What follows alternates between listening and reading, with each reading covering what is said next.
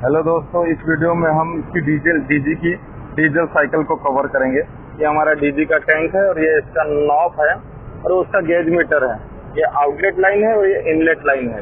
ये outlet line सबसे पहले फिल्टर में जाती है, इसे वाटर सेपरेटर फिल्टर कहते हैं। और इस फिल्टर का काम होता है जो डीजी के डीजल में जो ऑयल वाटर होता है उसको एब्जॉर्व करना, और वो वाटर बॉटम की ओर यहाँ आके स्टोर हो जाता है। जरूरत पड़ने पर हम इसको खोल के यहाँ से वाटर को डिस्चार्ज करते हैं और वाटर एब्जॉर्व करके सिंपल डीजल इस लाइन से यहाँ आता है, यानी कि उसमें का पानी की नमी पूरी सोख लिया जाता है और यहाँ आने के बाद इस पंप में आता है।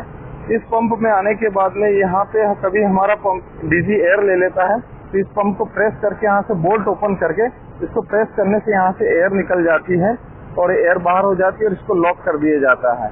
और इसके बाद ये जो जुड़ा पंप है इसे इनलाइन इनलैंड पंप कहते हैं। और ये पंप दो टाइप के आते हैं, एक रोटरी पंप और इनलाइन इनलैंड पंप, ठीक है। और इस पंप के नीचे की ओर जो लगा है इसे ग्लासी फिल्टर कहते हैं। इसमें आने के बाद डीजल को देखा जाता है कि यहाँ डीजल आ रहा है या नहीं आ रहा है। उसके बाद में इस पंप का काम क्या होता है, इसमें जैसे कि आप देख रहे हैं 6 कनेक्टर लगे हैं, तो इससे हमें पता चलता है कि हमारा डीजी 6 पिस्टन वाला डीजी है। लेकिन इसके पहले हमारी जो डीजल की लाइन है इस फिल्टर से होते हुए इस पंप से हुए, तो फिर इस लाइन से ये लाइन ऐसे होते हुए ये लाइन इधर जाती है और ये हमारे एक दूसरे फिल्टर में होते हुए जाती है। इस फिल्टर को पूरा डीजल को पूरा साफ कर दिया जाता है, जो भी कचरा रहता है वो इसमें रुक जाता है।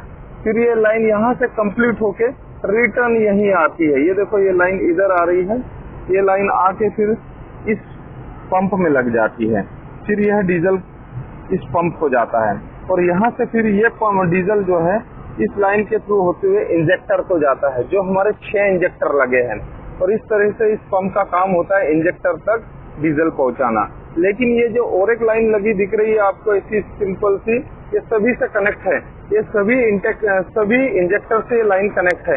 ये लाइन में क्या होता है, बचा हुआ डीजल इस लाइन में आ जाता है। ये कॉमन लाइन है और ये लाइन आके फिर पुनः इस फिल्टर में कनेक्ट हो जाती है और ये साइकिल कंप्लीट होते रहती है। यानी बचा वाला डीजल इस लाइन से ऐसा आके इस फिल्टर में कनेक्ट हो जाता है और इस लाइन से फिर रिटर्न डीजल यहाँ आ जाता है। तो यह डीजल साइकिल कंप्लीट होती है। लेकिन अब आ गए हम पंप में। तो यह पंप में एक सोलोनाइट वाल्व होता है जो 24 वोल्ट पे ऑपरेट होता है। जब इसको डिस्प्ले से कमांड दी जाती है तो इसको ऑपरेट करता है और ये ऑन हो जाता है। और यह सिस्टम जो है नीचे साइड का बॉटम है, इसे हम कहते हैं गवर्नर। गवर्नर बहुत इंपॉर्टेंट होता है। गवर्नर जो है लोड के हिसाब से स्पीड को मेंटेन करता है डीजी की। जैसे जैसे लोड बढ़ता है वैसे वैसे वह स्पीड को मेंटेन करते रहता है। अगर अचानक लोड बढ़ जाने पर वो स्पीड को बढ़ाता भी है और आइडल स्थिति में स्पीड को मेंटेन करते रहता है। और उसमें इम्पोर्टेंट रोल निभाता है हमारा एक्चुएटर। जिस हिसाब से इसको रिक्वायर्ड रहता है लोड का, उस हिसाब से वो डीजल को रिलीज करता है। और जब आइडल पोजीशन में हमारा डीजी रहता है तो एक्चुएटर जो होता है डीजल को एकदम कम कर देता है और आइडल चलने देता है। अगर लोड बढ़ा तो एक्चुएटर फ्यूल की भी सप्लाई को बढ़ा देता है। और यह इसकी कमांड के हिसाब से हमारे एवीआर से आती है। जो हमारा एवीआर होता है वोल्टेज ऑटोमेटिक वोल्टेज रेगुलेटर, जो कि डीजी के आउटपुट वोल्टेज को बैलेंस बनाए रहता है। इनका तीनों का कॉम्बिनेशन रहता है। जैसे हमारे एवीआर पे स्पीड का कमांड मिलता है या अल्टरनेटर या हमारा गवर्नर उस हिसाब से काम करता है।